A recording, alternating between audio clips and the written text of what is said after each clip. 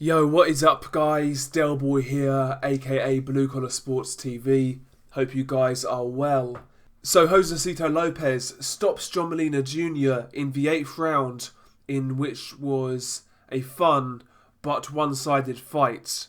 Josesito Lopez started this fight extremely quickly. He scored 2 knockdowns in the opening round. About a minute in, he was probing with the jab, not doing too much. And then all of a sudden, he burst into life, landed a lovely overhand right to the side of the head of John Molina Jr. That punch dropped John Molina Jr. fairly heavily. Molina was hurt, but he beats the count and he bravely fights on. He tries to fire back, but, he's not steady on his feet. He's falling off balance, and he's getting caught with a lot of shots by Josesito Lopez. Lopez then drops him again towards the end of the round. The second knockdown was actually a body shot. Molina was getting rocked to the head, but Lopez did a good job of changing levels, switching it up, going downstairs, and Molina was dropped with that body shot. But Molina gets up to fight on, and to be honest, he was very lucky to see out the round because he basically got up dead on 10 seconds, so he could have been counted out by another referee, but the referee allowed him to continue.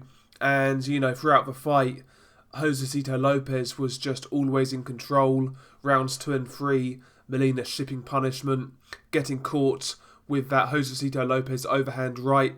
In this fight, John Molina Jr. never adjusted to that right hand by Lopez. Molina Jr. was having his left hand low, and as a result, that right hand from Lopez was landing over and over and over again. In this fight, Molina's reflexes looked shot to bits. So, he wasn't going to evade that shot with head movement. Why not just, put your left hand to your chin to block that shot? Simple adjustments, but he wasn't doing it. And, the right hand from Lopez was the key in this fight for him. He was landing it over and over again.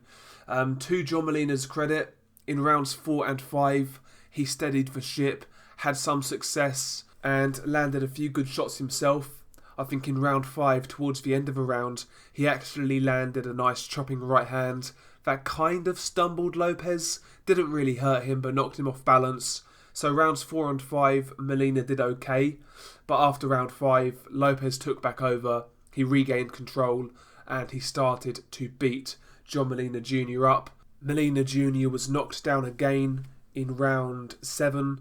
He took a lot of punishment in round 7, but somehow he got through the round. And interestingly, I thought they was going to stop it in the corner at that point because the doctor came in and said she was going to stop the fight and that John Molina Jr. was basically in no position to continue.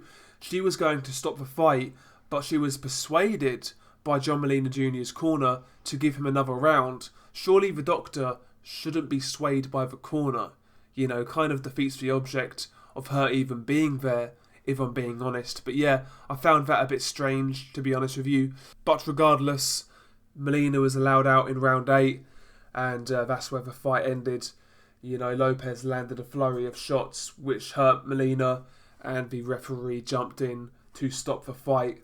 One-sided fight, but at the same time, given the nature of both fighters, given the fact that both guys are aggressive, it was still fun to watch, and the fight did have its moments. But credit to Josesito Lopez, he was the boss, he was in control, and he got a good stoppage victory. Where does he go from here? I mean, it's hard to say. Maybe Josesito Lopez could fight Sergey Lipinets. That would be a decent fight.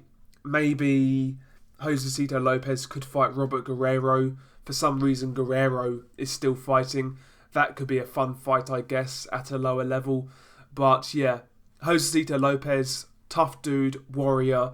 He can be involved in fun fights if he's matched correctly. But I don't really want to see him in there with the likes of, Danny Garcia, Errol Spence, anybody like that.